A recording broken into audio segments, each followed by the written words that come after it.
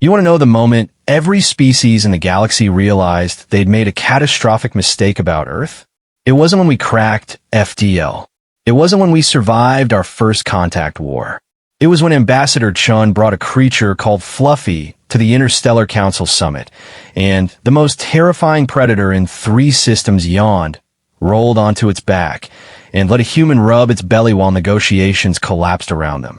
The first time the Thraxian hierarchy observed humanity, they laughed.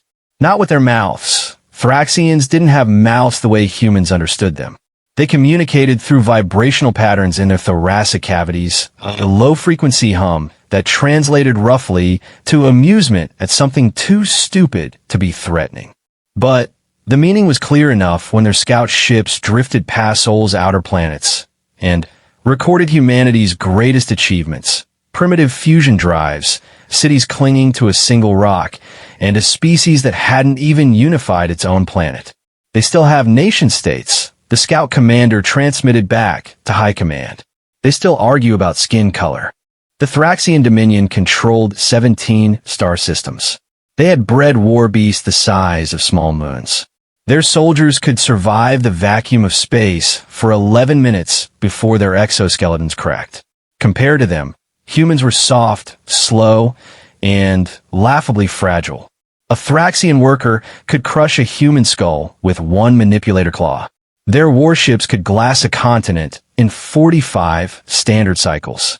So when the Interstellar Council, a loose coalition of 34 species who had all, at some point, been threatened by the Thraxian military, extended a probationary membership to humanity, the Thraxian ambassador, a creature named Vexthra, whose carapace bore the scars of 17 military campaigns, voted no with such contempt that his vibrational frequency shattered a decorative crystal on the council floor. They bring nothing, Vexthra hummed, his translator rendering the sound into something like grinding metal and deep thunder. No psychic ability, no natural weapons, no chemical defenses. They cannot survive outside their temperature range for more than a few hundred heartbeats. They cannot see in darkness. They cannot hear beyond a pathetic 20,000 hertz. They are prey animals who convince themselves they are predators, and the council wastes our time. The other species murmured their agreements or their diplomatic non-commitments. The Xylosians, a race of crystalline beings who communicated through light refraction, simply dimmed their spectra to indicate disinterest. The hive mind of collective thought sent a single pulse, irrelevant. But the Council's charter required unanimous vote for full membership, and the Grishna Republic, small, stubborn, and eternally paranoid of Thraxian expansion, had already cast their vote in favor. Something about humans intrigued them. Maybe it was the way humans had spread across their death world of a planet despite having no natural advantages. Maybe it was the fact that their history was one long scream of survival against impossible odds. Or maybe the Grishner simply liked watching Vexthra vibrate with rage. Either way, humanity was granted provisional status. One human diplomat, one human cultural observer, and one standard galactic cycle to prove they weren't a waste of oxygen. Ambassador Mei-Ling Chun arrived at the council station 6 weeks later, and everything went wrong immediately. The station, called Concord in Standard Galactic, orbited a neutron star at the edge of Thraxian space. It was a neutral zone, a place where diplomats from hostile species could scream at each other without anyone starting a war. The air was a carefully calibrated mix of methane, ammonia, and trace oxygen that made Chen's lungs burn for the first 3 days. She wore a pressure suit with a rebreather, and the other ambassadors watched her struggle with the same vague curiosity a child might give to an insect drowning in honey. She was small, even by human standards. 5 feet 2 inches.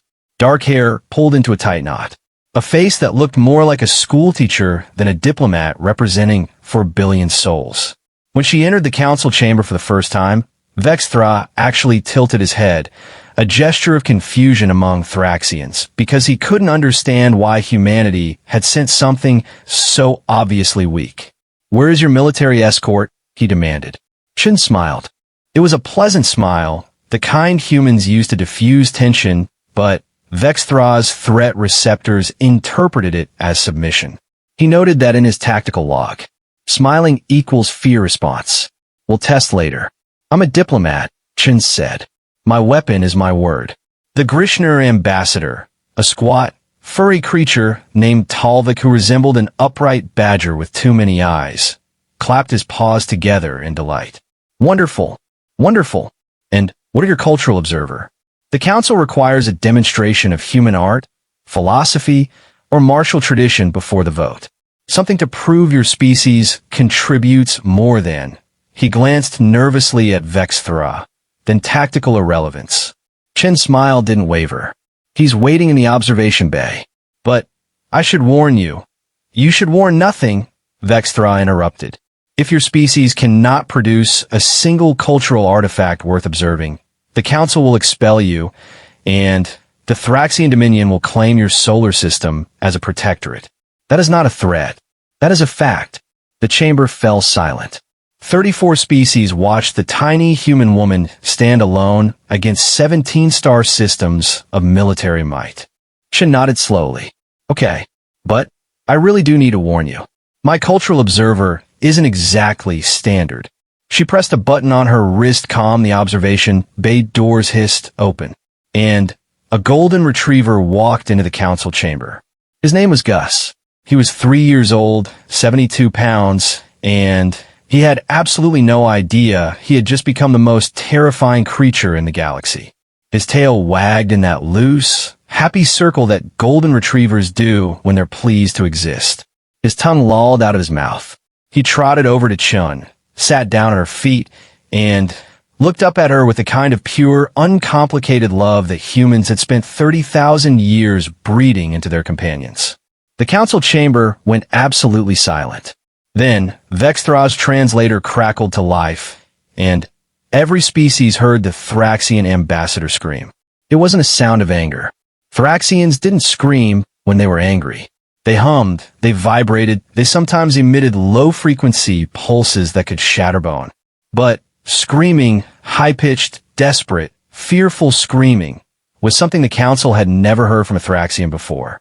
What is that? Vexthra shrieked, his entire carapace vibrating so hard that cracks spiderwebbed across the floor beneath him. What have you brought here?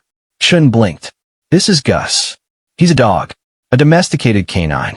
He's my cultural observer. The other ambassadors were reacting now, and their reactions were strange. The Xylosian representative's crystalline body flickered through a spectrum of colors so fast it looked like a strobe light. Fear colors, according to the Grishner translation guide. The hive mind's pulse stuttered into something that sounded almost like panic. Even Talvik, who had been so friendly moments ago, had pressed himself against the far wall, all four of his eyes wide and fixed on the golden retriever. Gus, meanwhile, had found something interesting on the floor, a bit of dried food from someone's lunch, and was happily licking it up. His tail never stopped wagging. Explain, Vexthra demanded, his voice dropping back to its usual grinding bass but still trembling at the edges. Explain why the creature triggers every threat response in my nervous system. Explain why my ancestors are screaming in my genetic memory. Explain why I cannot look away from it. Chin crouched down and scratched behind Gus's ears. The dog leaned into her hand, eyes half closed in bliss. Okay, she said.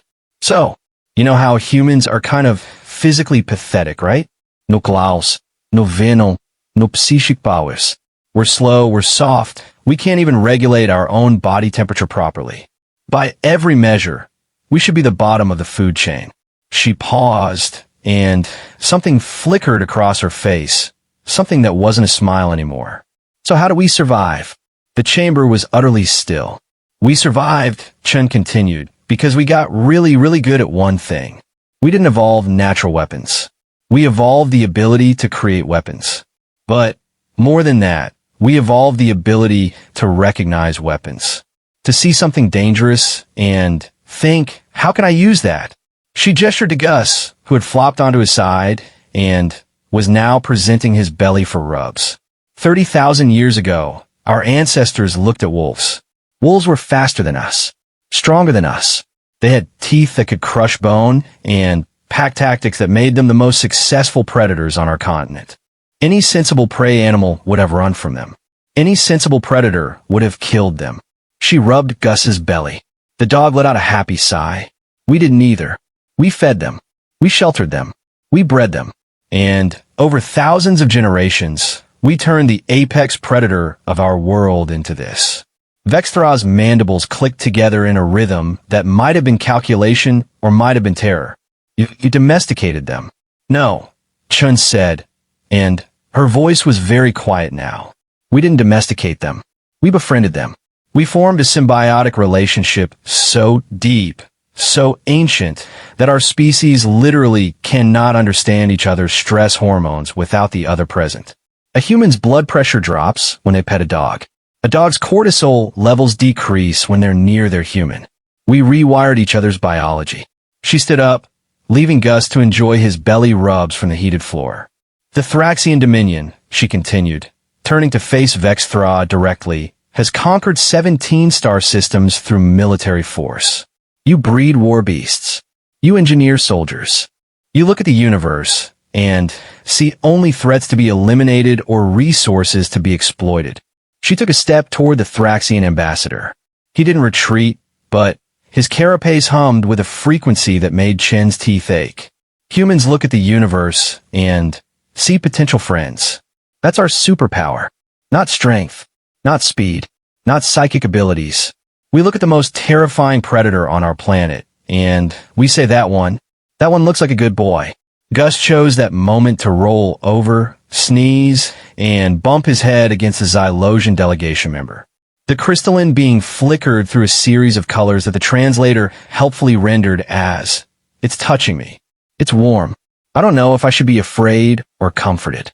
Your provisional period is 6 months, Talvik said quietly, finally creeping back toward his seat. What do you intend to demonstrate in that time? Chun smiled again, and this time it wasn't pleasant. It was the smile of a species that had once looked at wolves and seen potential roommates. Everything. The next 4 months were chaos. Not the controlled chaos of diplomacy or the predictable chaos of council politics. This was human chaos, the kind that happens when a species with no sense of self-preservation decides to treat the galaxy like a petting zoo. Chun started small. She brought Gus to every council meeting, every negotiation, every tense standoff between the Thraxian military and the Grishner defense fleet. At first, the other ambassadors tried to ignore the dog. They averted their visual receptors. They adjusted their seating arrangements to maximize distance. The hive mind actually requested a quarantine zone, claiming that Gus's unpredictable emotional output was interfering with their collective consciousness. But Gus was a golden retriever. Ignoring him wasn't possible. He had a talent, an almost supernatural ability, to find the one person in the room who needed comfort and press his warm, furry body against them. Talvik, who had lost his entire family to a Thraxian border skirmish 40 cycles ago, found himself absently scratching Gus's ears during a particularly heated debate about trade routes. He didn't realize he was doing it until Gus let out a happy little whine and licked his paw. The Grishner ambassador froze. His species didn't have a word for comfort in their language. The closest translation was strategic weakness.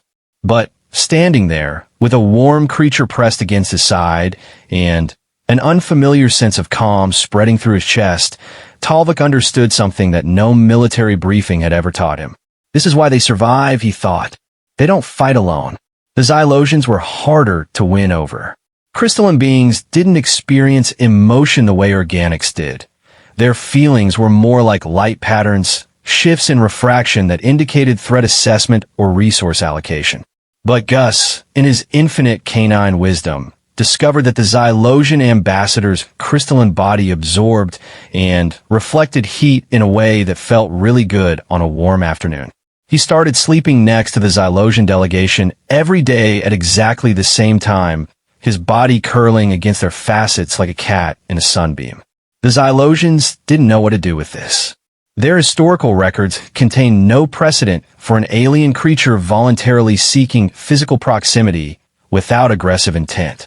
They analyzed Gus's behavior for weeks, running calculations, assessing threat vectors, trying to determine the angle. There was no angle. Gus just liked warm rocks. The hive mind was the most resistant. A collective of 17 trillion individual consciousnesses, the hive experienced reality as a single, overwhelming flood of sensory input. They had no concept of loneliness or companionship. They were companionship, an endless conversation between trillions of selves. But Gus, with his simple, uncomplicated emotional output, did something the hive had never experienced. He didn't try to communicate. He didn't try to negotiate. He simply was a single steady pulse of happy to be here that cut through the hive's endless internal chatter like a bell in a noisy room. This creature does not think. The hive pulse to itself. It does not plan. It does not scheme. It simply feels, and that somehow was more unsettling than any threat. But Vexthra was the real problem. The Thraxian ambassador had not forgotten his initial terror. He had simply transformed it into something more manageable, cold, calculating hatred. Every day, he watched the human woman and her creature win over his allies one by one. Every day, he felt the council shift beneath him, the balance of power tilting toward a species that had no military, no psychic abilities, no natural advantages. They were winning with warmth, with companionship, with a creature that had once been the apex predator of their world and was now rolling over for belly rubs. It was disgusting. They are not friends, Vexthra told his war council on the 73rd day of Chen's provisional period. They are parasites. They have weaponized affection. If we strike now, before the human vote, the council will be too fractured to respond. The humans will be expelled, their system claimed, and their creature dissected to understand its weaponized properties. The generals hesitated. One of them, a younger male with fewer battle scars, ventured a question. Commander, what if the creature is not a weapon? What if it is simply a companion? Vexthra's carapace vibrated with such fury that the younger general's exoskeleton cracked. There is no such thing. The galaxy is war. Survival is war. Everything else is weakness. You would do well to remember that. He launched the invasion 3 days later. The attack came at dawn, Council Standard Time. 30 Thraxian warships dropped out of FTL above the Grishner colony world of Velik 7, a minor agricultural outpost with a population of 12 million. It was a symbolic strike, a message to the Council that Thraxian military might could not be constrained by diplomacy or dogs. But Vexthra had miscalculated. Not about the military outcome. The Grishner defense fleet was destroyed within 40 minutes. The colony's planetary shields collapsed after 2 hours. 12 million Grishner civilians were herded into internment camps while Thraxian war beasts, massive creatures of chitin and rage, patrolled the streets. No, Vexthra miscalculated about humanity. When the news reached the council station, Chun was in the middle of a meeting about agricultural trade agreements. She had Gus with her as always. The dog was lying under the table, snoring softly, his paws twitching as he dreamed of chasing something. The emergency alert came through on every ambassador's comm at once. Talvik read it first, and the color drained from his fur. The Xylosian representative flickered through a sequence of colors that translated to shocked disbelief horror. The hive mind went utterly silent for the first time in recorded history. Chen read the report. Her face didn't change. How many? She asked quietly. 12 million, Talvik whispered. They're being held in camps.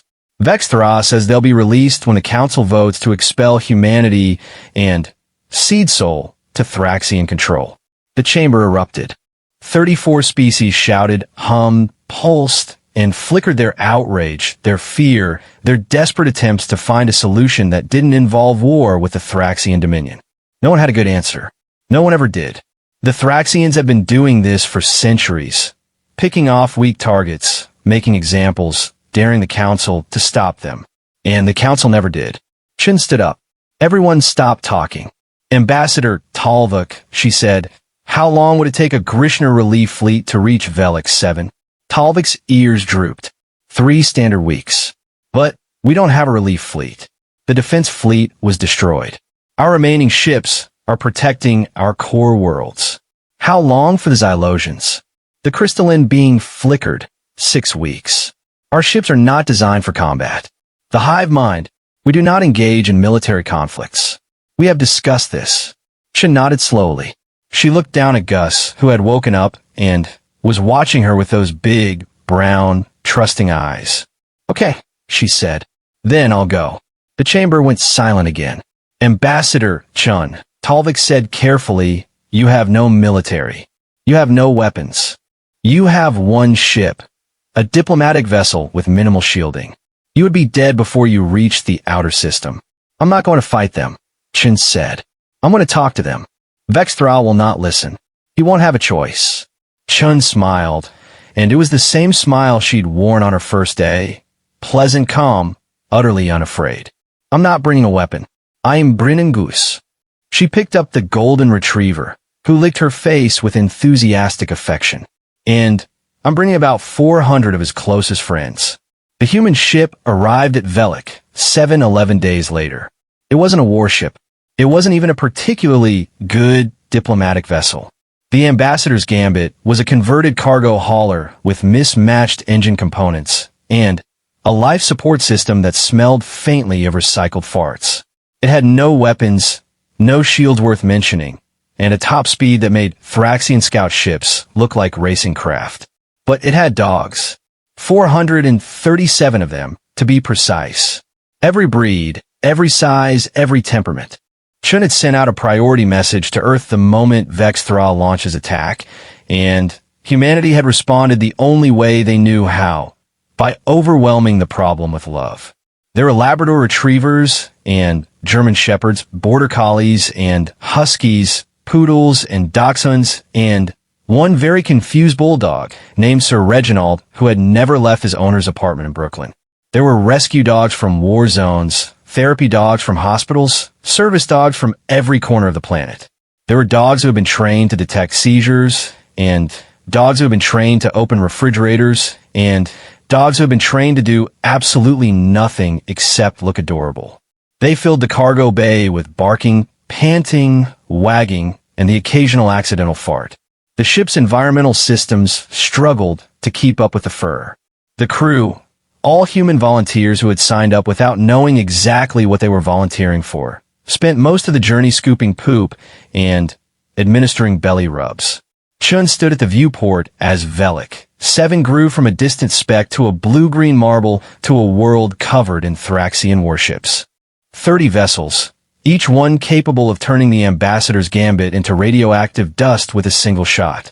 Open a channel, she said. The comm officer, a 23-year-old woman named Park who had never been off-planet until 3 weeks ago, swallowed hard. To who? Everyone. Broad spectrum. I want every Thraxian soldier on that planet to hear my voice. Park keyed the transmission. Shin took a breath. She could feel Gus leaning against her leg, warm and solid and utterly unafraid. This is Ambassador Mei Ling Chun of Earth, she said. I'm here to negotiate the release of the Grishner civilians. I'm coming down alone. No weapons. No military escort. Just me and my dog. The Thraxian response was immediate. You will be destroyed the moment you enter the atmosphere. No, you won't, Chun said.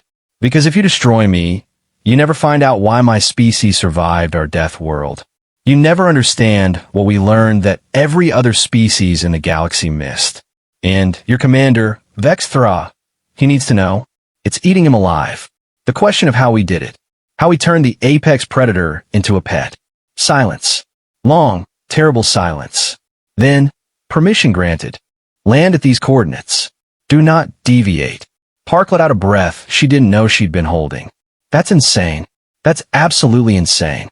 They're going to kill you. Maybe, Chun said, but probably not. Why? She looked down at Gus, who had started wagging his tail because he sensed they were going somewhere interesting. Because Vexthra is curious. And curiosity is the first step toward friendship. The landing field was a war zone. Thraxian soldiers ringed the perimeter, their chitinous bodies gleaming in the harsh sunlight. War beasts, creatures the size of small buildings, with too many legs and too many teeth, paced back and forth, their multiple eyes fixed on the tiny human ship. In the distance, Chun could see the internment camps, the Grishner civilians huddled behind force fields, their furry bodies pressed together for warmth. She walked down the ramp alone. No pressure suit this time. The atmosphere was breathable, thin, cold, but survivable. She wore a simple gray jacket over a thermal shirt, practical pants, boots designed for walking.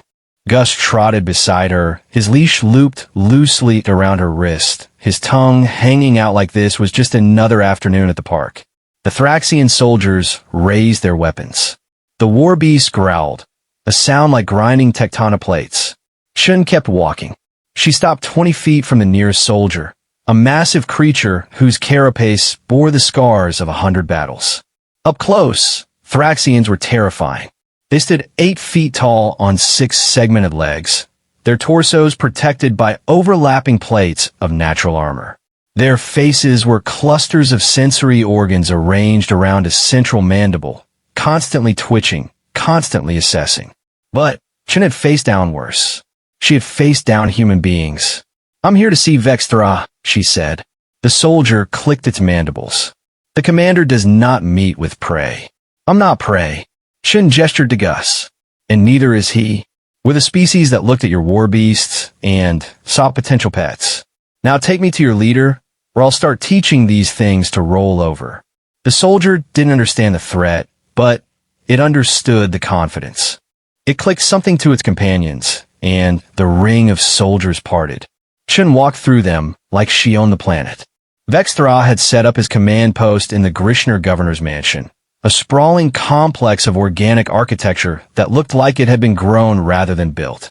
The Thraxian commander stood in the center of the main hall, surrounded by holographic displays and tactical readouts. His carapace was polished to a mirror shine, and his mandibles clicked with barely suppressed fury. "You came," he said. "You invited me," Chun replied. "I invited your corpse. And yet here I am, not dead." She let Gus's leash drop. The golden retriever immediately started exploring the room, sniffing at corners, investigating strange smells. A Thraxian guard reached for its weapon, but Vexthra held up a claw. "Let explore. It cannot harm us." "Careful," Chun said. "That's exactly what we said about wolves."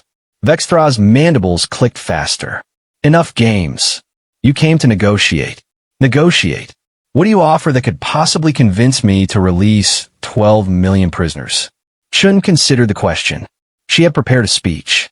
She had prepared economic arguments, military analyses, diplomatic concessions. She had prepared everything a rational being would need to make a logical decision. But she had learned something over the past 4 months. The galaxy didn't run on logic. It ran on fear, on curiosity, on the desperate, lonely need for connection that every sentient species shared, no matter how many claws or carapaces or crystalline facets they had. So she didn't give her speech. "Nothing," she said. Vexthra's carapace vibrated. "Nothing, nothing. I'm not offering you anything. I'm not threatening you with anything. I'm just going to stand here with my dog, and eventually you're going to figure out what we figured out 30,000 years ago." "And what is that?" Chun smiled. "That being alone is worse than being afraid." She sat down on the floor, crossed her legs. Gus, sensing that something important was happening, trotted over and flopped down beside her, his head resting on her thigh. And then she waited. The first hour was the hardest. Thraxian soldiers surrounded her, their weapons trained on her head. War beasts circled the building, their growls shaking the walls. Vexthra paced back and forth, his mandibles clicking in a rhythm that might have been rage or might have been calculation. Chun didn't move. She didn't speak. She just sat there, one hand resting on Gus's fur, breathing slowly and evenly. Gus, for his part, was having a wonderful time. New smells, new people, new floor to roll around on. He had no concept of danger, no understanding of the weapons pointed at his furry head. He only knew that his human was calm. So he was calm, and that was enough. At hour 2, something strange happened. One of the Thraxian soldiers, a young one, barely out of its first molt, shifted its weight from one leg to another. The movement was subtle, almost imperceptible, but Chen noticed. She had spent her entire career noticing things. The soldier was uncomfortable. Not because of the standoff. Not because of the diplomatic tension. Because it had been standing in the same position for 2 hours, and its joints were aching. Thraxian soldiers were bred for endurance. They could stand motionless for days, waiting for prey. But this soldier was young, and its joints weren't fully hardened, and the cold of Velik 7 was seeping through its carapace in a way it hadn't expected. Gus noticed too. The golden retriever lifted his head, sniffed the air, and then did something that would change the course of galactic history. He stood up, walked over to the young soldier, and sat down directly in front of it. The soldier's weapon wavered. "What is it doing?" "I don't know," Chen said honestly. "He's never done this before." Gus tilted his head. His tail wagged once, twice, 3 times. Then he raised one paw and placed it gently on the soldier's lowest leg segment. The touch was warm. Thraxians ran cold. Their body temperature was barely above freezing, a biological adaptation that allowed them to survive in the vacuum of space. They had never experienced warmth from another living creature, only the cold of their own kind, the cold of their ships, the cold of the void. The young soldier shuddered. Its mandibles clicked in a pattern that the translator rendered as, "What is this? What is happening?" Gus wagged his tail harder. He pressed his warm body against the soldier's cold legs, leaning into the touch like he'd known this creature his entire life. And the soldier, the bred for war, engineered for combat, emotionless Thraxian soldier, did something impossible. It sat down. Not because it was ordered to, not because it was tired, because the warmth felt good and some ancient part of its genetic code, some remnant from before the Thraxians had bred themselves into weapons, remembered what it was like to not be alone. Vexthral watched in horror. "Get up," he commanded. "Get up immediately. That creature is compromising your combat readiness." The soldier tried to stand. It really did. But Gus had flopped across its legs now, a 70-pound heating pad made of fur and affection, and the soldier's joints were loosening in a way they never had before. Its muscles relaxed. Its mandibles stopped clicking. "I cannot," the soldier said. "It is warm." Vexthra's carapace cracked. Not from physical force, from rage. From the dawning, terrible realization that he was losing control. "You see," Chen said quietly. "That's what we figured out. Not how to dominate. How to share. How to look at something dangerous and say, 'You're cold. I'm warm. Let's help each other.'" "This changes nothing," Vexthra snarled. "I still have 12 million prisoners. I still have 30 warships. You still have soldiers who are going to want to pet the dog." Chen nodded toward the door. 3 more Thraxian soldiers had entered the room, drawn by the commotion. They were staring at the young soldier, who was now lying on the floor with Gus sprawled across its chest, both of them snoring softly. One of the new soldiers took a step forward. Then another. Then another. "Does it bite?" it asked. "No," Chen said. "He's a good boy." The soldier reached out one massive claw and touched Gus's fur. Its carapace vibrated with something that wasn't threat or calculation or tactical assessment. It was wonder. Vexthra surrendered 4 hours later. Not because he was defeated militarily. His warships still orbited Velik 7. His war beasts still patrolled the streets. His soldiers still outnumbered the Grishner civilians 100-1. But his soldiers were no longer soldiers.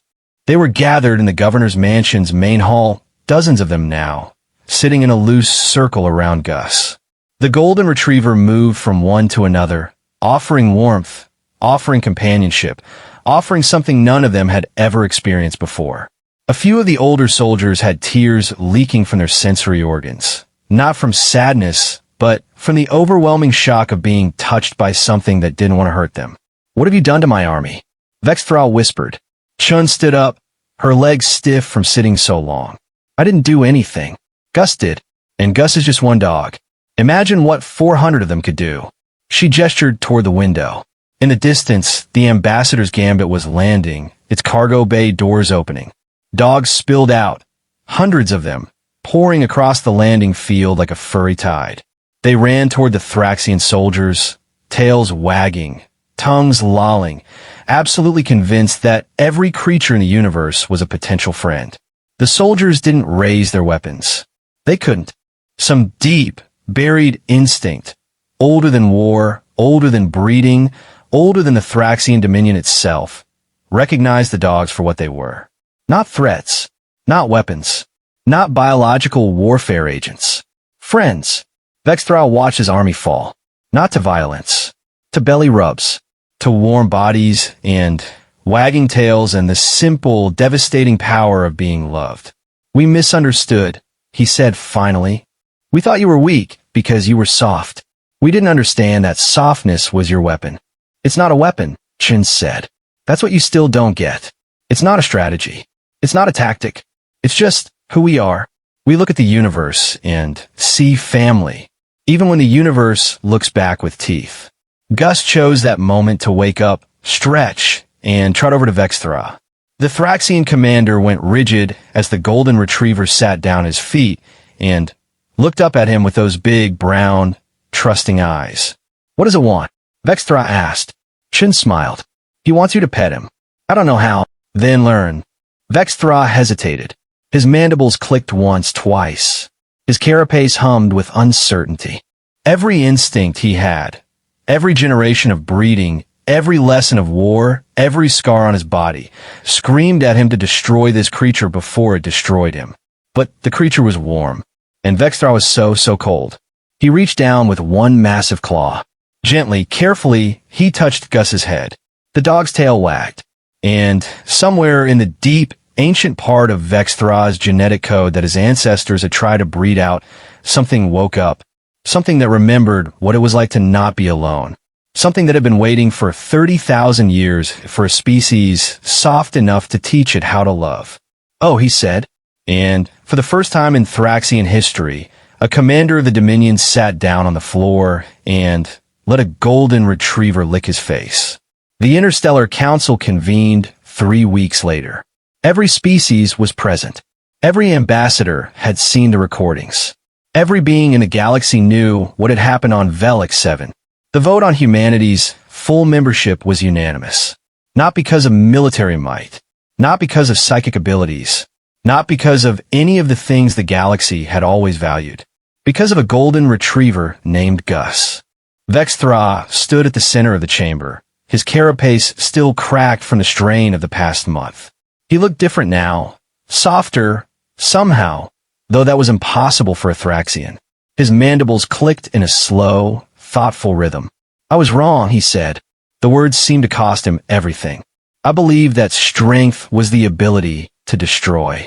I believed that survival meant dominating everything around you. I believed that softness was death." He paused. His sensory organs swiveled toward Ambassador Chun, who stood in the human delegation with Gus sitting calmly at her feet. But Humans looked at the apex predator of their world and sought a friend. They took a creature that could have killed them and spent 30,000 years teaching it to love. And now that creature sits at their feet and it does not want to destroy us. It wants to lick our faces. The chamber hummed with something that might have been laughter. "The Thraxian Dominion will release the Grishner prisoners immediately. We will withdraw from Velix 7. And we will reconsider our approach to diplomacy." Aster's Talvik's fur bristled with suspicion. "Why? What changed?" Vexthra looked down at his own claw, at the place where Gus had licked him, at the warmth that still lingered in his cold body. "I learned that being alone is worse than being afraid," he said. "And I learned that the most dangerous creature in the galaxy is not the one with the sharpest teeth. Is the one that can look at a monster and say, 'I'm going to love you until you forget how to be one.'" He turned to Chun. His mandibles clicked in what must have been a smile. "Humanity is not weak. Humanity is the most terrifying species in the galaxy. Because you do not conquer. You do not destroy. You adopt." Chun looked down at Gus. The golden retriever was snoring again, his paws twitching as he dreamed of chasing something. Pretty much, she said. And the galaxy laughed. 34 species, all at once, united by the simple, devastating truth that the apex predator of Earth had become humanity's pet, and humanity had become something even the Thraxians couldn't defeat.